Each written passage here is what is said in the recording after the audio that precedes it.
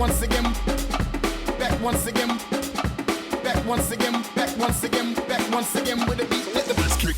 Solomon is probably one of the best examples of someone needing to take his own advice. Yes, he was human, but he was wise. Wise in a way that we can be also.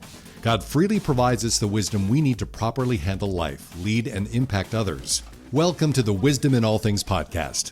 On this episode, talking about choosing faith over fear. Because really, what is there to fear? Part of this quote may be familiar to you from Franklin D. Roosevelt.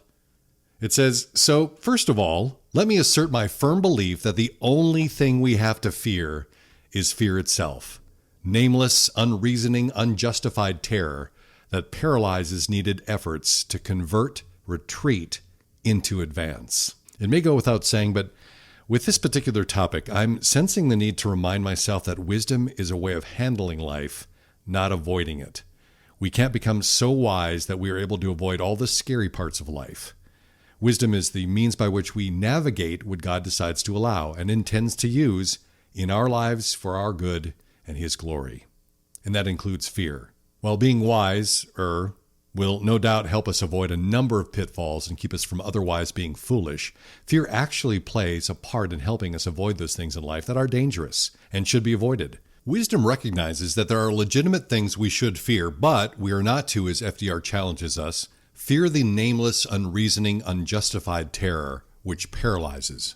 This is from Robert Hampshire. He's a pastor of worship and discipleship at Chirah First Baptist Church, and he says, having faith in God's provision or protection does not mean it eliminates our fear, nor is it a blind acceptance of something you have not thought about or know about.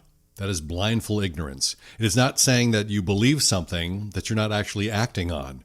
That is hypocrisy.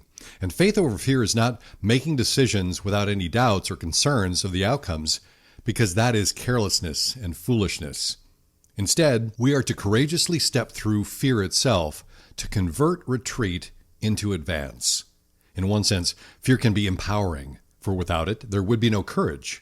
I was reminded of this while watching Chris Pratt's new Amazon series, The Terminal List. So to not give too much away, I'll describe it this way. He's a Navy SEAL returning home from a botched mission, extremely motivated, read raging revenge, to hold accountable everyone responsible for having anything to do with what happened to him, his team, and his family. In the midst of this now new mission, we are shown scenes of what he and his team experienced during that last fatal encounter together. Where the terror they faced would have paralyzed anyone else, we see the very definition of courage. FDR says, courage is not the absence of fear, but rather the assessment that something else is more important than fear. Fear begs an answer to penetrating questions like, what have you got? How badly do you want it? And is this really worth it? Because it's unavoidable and can paralyze us if not confronted, fear has to be faced. So how do we counteract the effect of fear to render us immovable? It's with faith. Hebrews 11:1 says, now faith is the assurance of things hoped for, the conviction of things not seen. We need only consider really two words in Hebrews 11:1 to put to rest the idea that faith is a leap into the unknown just because it feels right. The words assurance and conviction mean that faith is our being convinced based on evidence. In other words, we can be confident because there is reason to be confident, not because we just feel like we should be. To paraphrase Greg Kokel and his team at Stand to Reason, a great website, apologetics, highly recommended, str.org. They define biblical faith as trust in God based on knowledge, rooted in evidence. That's my paraphrase. So how do we develop faith over fear? As we look at developing that, Stand to Reason's, I think, concise description is a good place to start.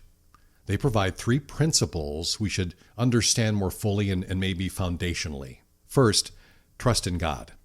Our conviction demands action, and that means putting our trust in God. That requires that we're not mostly on board, but are fully committed to and invested in God. And when it comes to the unknown, as Randy Alcorn describes, we're to trust in the authority and credibility of the one who promised. That's God. Secondly, it's based on knowledge. We have an understanding, not just a list of facts, a knowledge of the why that convinces us to make this commitment. It would not be the case except for the understanding we have of this evidence. And lastly, rooted in evidence. Our knowledge and understanding are based on facts, information that can actually be verified and supported. And in the case of God, a proven track record of faithfulness in fulfilling His word. Trust in God, based on knowledge, rooted in evidence. With that as a basis, there are a few more points that we can add that help us develop faith over fear. First, know the truth and believe it. Emphasize and underline and. Simply knowing about something, even something that is true, will not be fruitful until we believe it. That is, we have reason to believe, so we act. In this case, we trust in God. Kevin DeYoung gives us a reason why we should trust God. He says, with the Spirit to strengthen us, the Son to sympathize with our weakness, and the Father to care for us in all things, we have no cause for despair. So know the truth and believe it. Secondly, the strength to endure. Knowing and believing is not a once-and-done proposition. In Hebrews 12:3, it says we are to consider Him who endured such opposition for sinners, so that you will not grow weary and lose heart. Jesus' persistence in testifying to the truth is our example and motivation for developing the strength to endure and not grow weary in practicing faith in the face of fear. Meg Butcher says, we must persistently train ourselves to know and live God's truth. It allows us to swap fear for peace, just as a runner pushes through impossible amounts of pain to go the full distance. So know the truth and believe it, develop that strength to endure. And lastly, do little flame fanning. Paul, in his second letter to Timothy, not only reminds us of God's gift to us regarding fear, but also how to cause it to spread. He says, I'm reminded of your sincere faith, he tells Timothy. For this reason, I remind you to fan into a flame the gift of God. For God gave us a spirit not of fear, but of power and love and self-control. You'll find that in 2 Timothy chapter 1. Let your ever-increasing faith in God demonstrate to those around you the spirit of power, love, and self-control. Robert Hampshire again says this, let us be people who don't shrink back and are destroyed, but let us be those who have faith and preserve our souls. He's referring to Hebrews 10:39. A part of becoming wise means we are less likely to be fooled, at least not easily. Once we accept the fact that facing things that scare us is inevitable, we must resolve to remain persistent in placing our trust in God. In doing so, we will continually feed our minds the truth about the one whom we can always trust in the face of whatever we might fear, so that we may convert retreat into advance. Be sure to spread the wisdom around. It is wise to share. Tell a friend about the podcast or send them over to wisdominallthings.com. Thanks for listening.